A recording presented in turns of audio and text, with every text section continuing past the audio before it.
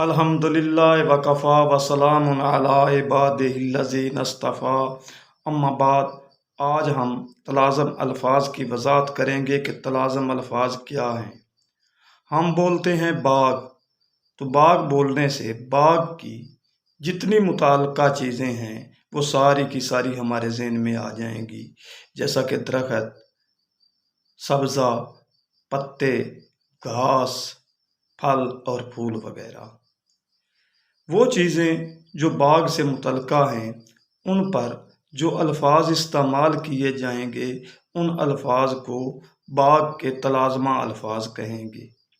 یا ہم بولتے ہیں گھر، تو گھر کی ساری چیزیں ہمارے ذہن میں آ جائیں گی، جیسا کہ باورچی خانہ، کمرے، چارپائیاں اور کھانے پینے کے برتن وغیرہ۔ یہ چیزیں گھر سے متعلق ہیں اور یہ چیزیں گھر کی تلازمہ چیزیں ہیں، یعنی وہ الفاظ جو گھر کی متعلقہ چیزوں پر بولے جاتے ہیں انہیں گھر کے تلازمہ الفاظ کہیں گے۔